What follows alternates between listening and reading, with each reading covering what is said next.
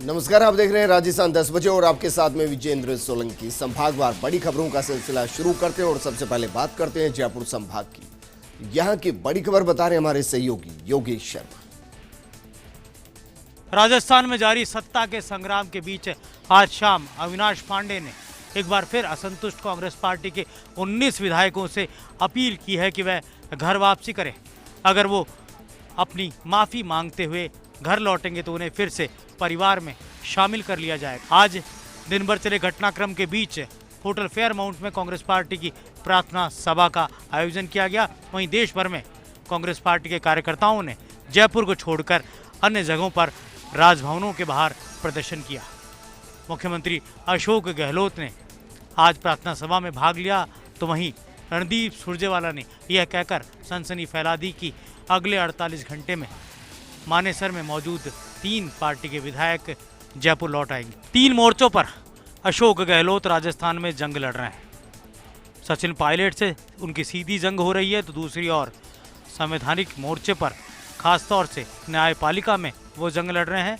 और तीसरी जंग है विधानसभा को लेकर, जहां बीएसपी से 6 कांग्रेस पार्टी में जो विलय हुए थे विधायक, उनका मसला फिर से बंद बोतल से जिन्नी की तरह बाहर आ चुका है।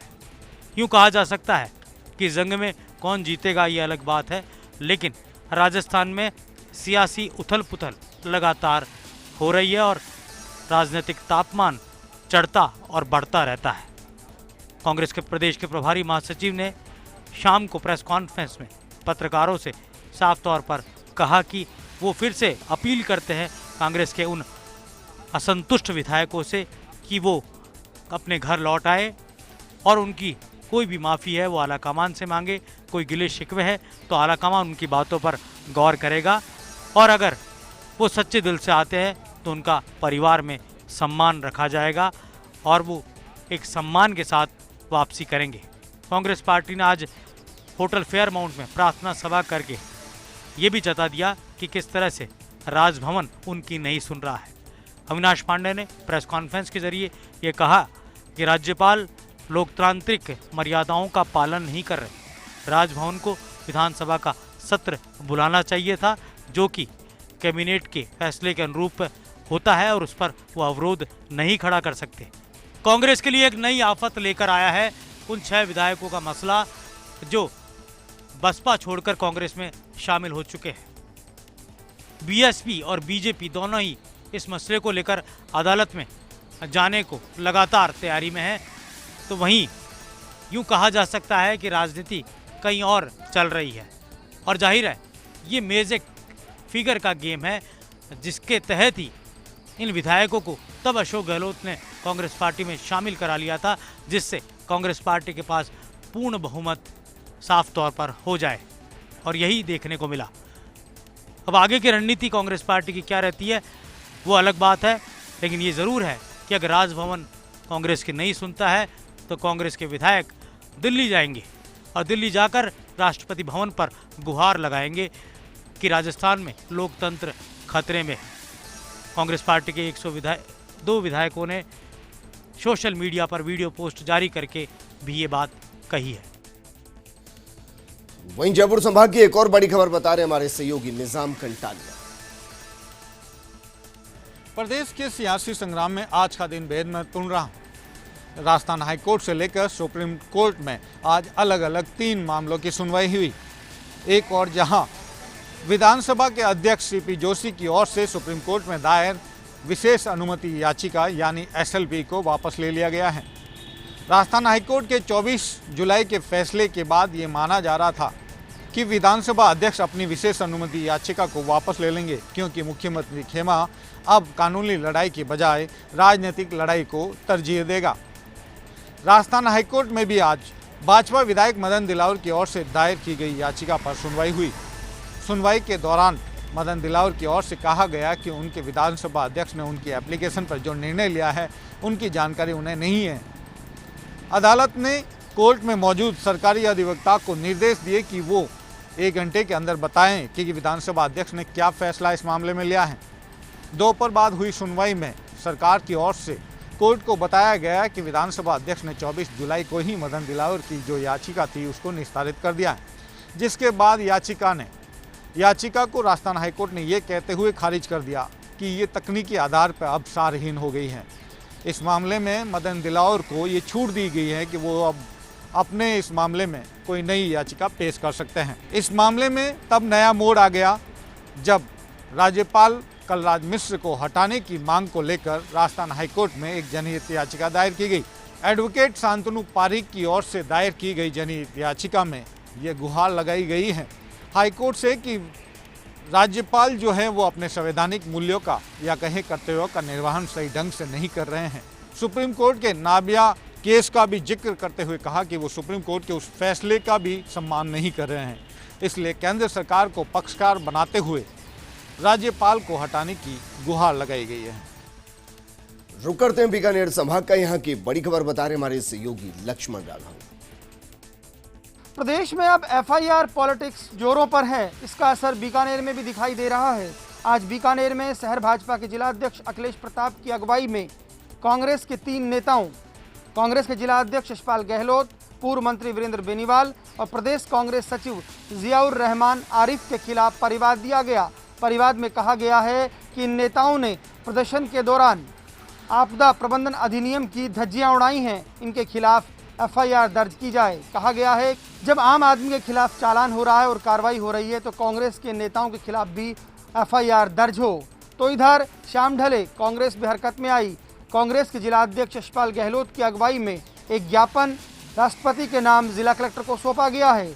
इसमें जहां संवैधानिक व्यवस्था का सवाल उठाया गया है तो वहीं भाभी जी पापड़ के प्रचार को लेकर अर्जुन मेघवाल द्वारा कहे गए तथ्यों को अवैज्ञानिक बताते हुए अंधविश्वास बढ़ाने वाला बताया है, जिसमें राष्ट्रपति से मांग की गई है कि मंत्री जी के खिलाफ मुकदमा दर्ज करने के निर्देश दिए जाएं। तो कुल मिलाकर कहा जा सकता है कि अब प्रदेश में सियासी संकट के बीच एफआईआर पॉलिटिक्स भी शबाब पर है। रुक करते हैं उदयपुर संभाग का, यहाँ की बड़ी खबर बता रहे हमारे सहयोगी रवि शर्मा। कोविड-19 के इलाज के लिए लेक सिटी उदयपुर में आज का दिन खुशखबरी वाला रहा। उदयपुर में आज से प्लाज्मा थेरेपी से उपचार की सुविधा शुरू हो गई। हालांकि आज पहले दिन एक व्यक्ति ने प्लाज्मा डोनेट किया। दरअसल कोविड-19 के इलाज के लिए प्लाज्मा थेरेपी बेहद कारगर मानी गई है और इसी के चलते राज्य सरकार की मंशा के अनुरूप आज आरएनटी मेडिकल कॉलेज के तहत संचालित महाराणा भूपाल चिकित्सालय में इस थेरेपी की शुरुआत की गई। लेक सिटी उदयपुर में कोरोना संक्रमण से ग्रस्त मरीजों को आज बड़ी खुशखबरी मिली। उदयपुर के महाराणा भूपाल चिकित्सालय में आज से कोरोना मरीजों के इलाज के लिए प्लाज्मा थेरेपी की शुरुआत हुई। इसके तहत आज से प्लाज्मा डोनेशन शुरू हुआ। शहर के एक 30 वर्षीय युवा ने सबसे पहले प्लाज्मा डोनेट किया।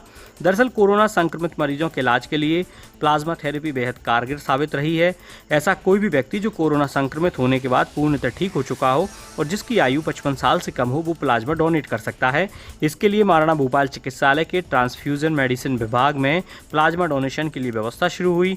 रविन्द्रनाथ टैगोर मेडिकल कॉलेज के प्रिंसिपल डॉक्टर लाखन पोसवाल ने साफ किया कि राज्य सरकार की मंशा के अनुरूप प्रदेश के सभी मेडिकल कॉलेजेस में प्लाज्मा थेरेपी से कोरोना संक्रमित मरीजों का इलाज शुरू किया जाना है और इसी क्रम में उदयपुर में भी ये प्रक्रिया शुरू हो चुकी है। हालांकि सबसे इतर लेक सिटी में लगातार कोरोना का संक्रमण व्यापक हो रहा है। आज भी पूरे दिन भर में कुल 22 नए कोरोना संक्रमित मरीज सामने आए। इसके साथ ही जिले भर में कोरोना संक्रमित मरीजों का आंकड़ा 1145 के पार जा पहुंचा है। रुक करते हैं कोटा संभाग का, यहाँ की बड़ी खबर बता रहे हमारे सहयोगी सचिन ओझा। कोरोना हुआ बेकाबू तो आज जिला प्रशासन ने व्यापारिक संगठनों के साथ बैठक करके लिया निर्णय। अब रविवार को रहेगा लॉकडाउन और अन्य दिनों में रात 8 बजे बंद होंगे बाजार। टैगोर हॉल में जिला कलेक्टर उज्जवल राठौर की अध्यक्षता में हुई इस बैठक में कोटा व्यापार महासंघ के अध्यक्ष क्रांति जैन, महासचिव अशोक माहेश्वरी सहित अन्य संगठनों के पदाधिकारियों ने अपने सुझाव रखे। व्यापारियों की आर्थिक स्थिति को देखते हुए सप्ताह में 1 दिन का लॉकडाउन रखने पर सहमति बनी और यदि इसके बावजूद आंकड़े कम नहीं होते हैं तो फिर इस अवधि को बढ़ाने पर भी बात हुई। व्यापारिक संगठनों ने कोरोना की जांच के लिए निजी अस्पताल को अधिकृत करने सहित कई बिंदुओं पर अपनी बात भी रखी है। वहीं महामारी के इस दौर के बीच आज चंबल की नहरी पानी और विकास कार्यों का मुद्दा भी उठा और राजस्थान और मध्य प्रदेश के सीआईडी अधिकारियों की विशेष बैठक कोटा में हुई, जिसमें आगामी दिनों में चंबल के पानी छोड़े जाने पर सैद्धांतिक सहमति बनी है। बैठक की अध्यक्षता चंबल संभाग के आयुक्त रविंद्र कुमार मिश्रा और कोटा संभागीय आयुक्त कैलाश मीणा ने की है। तकनीकी समस्या को सुधारने के लिए गठित की गई आकलन रिपोर्ट के आधार पर ही नहरी पानी छोड़ने का निर्णय होगा। बैठक में भारतमाला परियोजना के dream project Chambal expressway के कार्य को भी गति देने पर चर्चा हुई। कोटा से लेकर उत्तर प्रदेश के इटावा तक चंबल एक्सप्रेस वे बनाया जा रहा है, जिसमें राजस्थान, मध्य प्रदेश और उत्तर प्रदेश तीनों ही राज्यों की जनता को लाभ मिलेगा। वहीं नहरी पानी को लेकर पूर्व विधायक भवानी सिंह राजावत ने भी चेतावनी दी है कि 12 घंटे में यदि किसानों को नहरी पानी नहीं मिला तो बैराज के वाल्व खोलकर नहरों में पानी छोड़ दिया जाएगा। और अब रुक करते हैं भरतपुर संभाग का, यहाँ की बड़ी खबर बता रहे हमारे सहयोगी दीपक लवानिया। भरतपुर शहर में आज मथुरा गेट पुलिस थाने के सामने उस समय सनसनी फैल गई जब एक नाबालिग बच्चे ने अपने चचेरे नाबालिग भाई की गोली मारकर हत्या कर डाली। घटना की जानकारी मिलते ही मथुरा गेट थाना पुलिस मौके पर पहुंची और भारी मशक्कत के बाद हत्या कर भागे नाबालिग बच्चे को दस्तयाब कर लिया। भरतपुर शहर के मथुरा गेट पुलिस थाने के सामने एक ही परिवार के 3 बच्चे आज सुबह साथ साथ खेल रहे थे और इसी दौरान एक नाबालिग बच्चे ने अपने चचेरे नाबालिग भाई में गोली मार दी, जिससे उसकी मौके पर ही मौत हो गई। गोली बच्चे के सिर में लगी थी और घटना के बाद आरोपी बालक मौके से फरार हो गया, जिसे बाद में मथुरा गेट थाना पुलिस ने भारी मशक्कत के बाद दस्तयाब कर लिया। मथुरा गेट पुलिस थाने के ठीक सामने रहने वाले ठाकुर परिवार के 3 बच्चे दुकानों के पास खेल रहे थे और इसी दौरान गोली चल गई। अचानक हुई इस घटना से पूरे इलाके में सनसनी फैल गई और मृतक बच्चे के घर में हाहाकार मच गया। पुलिस ने अवैध देसी तमंचे को भी बरामद कर लिया है, साथ ही पूरे मामले की जांच भी शुरू कर दी है। मथुरा गेट पुलिस थाने के ठीक सामने घटित हुई इस घटना से पुलिस की कार्यशैली पर भी सवालिया निशान इसलिए लगते हैं कि आखिर पुलिस थाने के सामने ही छोटे छोटे बच्चे देसी तमंचे के साथ खेल रहे थे और आज इतनी बड़ी घटना घटित हो गई। शहर में घटित हुई इस सनसनीखेज वारदात की सूचना मिलते ही एडिशनल एसपी मूल सिंह राणा, सीओ सिटी सतीश वर्मा मौके पर पहुंचे और घटना स्थल का मुआयना किया। अब पुलिस इस बात का पता लगा रही है कि आखिर बच्चे के पास देसी तमंचा कहां से आया। रुक करते हैं अजमेर संभाग का, यहाँ की बड़ी खबर बता रहे हमारे सहयोगी कौशल जैन। अपराध जगत से जुड़ी है अजमेर संभाग की बड़ी खबर। नाबालिग को अपनी हवस का शिकार बनाने में असफल रहने और फिर उसे मौत के घाट उतारने वाले दरिंदे को अदालत ने सुनाई आजीवन कारावास और जुर्माने की सजा। ब्यावर सदर थाना क्षेत्र में मासूम नाबालिग के साथ दुष्कर्म करने का प्रयास और सफल नहीं होने पर गला दबाकर उसकी हत्या करने के आरोपी प्रेम पासवान को आज न्यायालय ने आजीवन कारावास और 55,000 रुपए के जुर्माने की सजा सुनाई। जानकारी के मुताबिक नाबालिग अपने परिवार के साथ अजमेर के ब्यावर में मजदूरी करने आई थी। ब्यावर के सदर थाना क्षेत्र में वह अपने परिजनों के साथ रह रही थी। शौच करने जा रही नाबालिग को आरोपी प्रेम पासवान ने पीछा कर उसके साथ जबरन दुष्कर्म करने का प्रयास किया। जैसे ही नाबालिग ने शोर मचाया तो दरिंदे ने नाबालिग के गले से उसका दुपट्टा निकाला और उसी से गला दबाकर उसकी हत्या कर दी। इस संगीन जुर्म के मामले में अदालत ने अपना फैसला सुनाते हुए बिहार गया के निवासी प्रेम पासवान को आजीवन कारावास और जुर्माने की सजा सुनाई। दरिंदगी की सभी हदें पार करने वाले दरिंदे प्रेम पासवान की इस हरकत को समाज में न दोहराया जाए, इसी सोच के साथ अदालत ने लिए इस फैसले को सभी वर्गों ने किया है नमन। रुक करते हैं जोधपुर संभाग का, यहाँ की बड़ी खबर बता रहे हैं बाड़मेर से हमारे सहयोगी दुर्ग सिंह। पश्चिमी राजस्थान के जोधपुर संभाग से बड़ी खबर बाड़मेर से है, जहां पर सिवाना में विद्युत विभाग के एक कर्मचारी को ट्रैप कर दिया गया। विशेष टीम जो जोधपुर से आई थी उसके द्वारा इस भ्रष्टाचारी को गिरफ्तार किया गया, क्योंकि इसने एक दुकान में मीटर उखाड़ने के बाद और उसके एवज में उसके ऊपर किसी केस को न करने के एवज में 20,000 रुपये की वसूली की थी। दरअसल जैसे ही इस बात की भनक आप एसीबी को पड़ी और उसके बाद उन्होंने इस व्यक्ति को ट्रेस करना शुरू किया। सबसे पहले पुष्टि की गई कि यह व्यक्ति इस मामले में लिप्त हैं या नहीं। उसके बाद जैसे ही उनको पता पड़ा, उन्होंने सिवाना के अंदर एक विशेष जाल बिछाया और पूरी तरीके से एक प्लान्ड कार्रवाई को अंजाम दिया। इस दौरान भगवती प्रसाद नामक एक दलाल भी एसीबी के कब्जे में आया है। एसीबी लगातार इस तरह के प्रयास कर रही है कि राजस्थान को भ्रष्टाचार से मुक्त किया जाए और आम जनता को बेहतरीन सुविधाएं विभाग प्रदान करें। बुलेटिन में खबरों का सिलसिला लगातार जारी है, लेकिन यहां रुकेंगे एक छोटे से ब्रेक के लिए। जल्द हाजिर होंगे।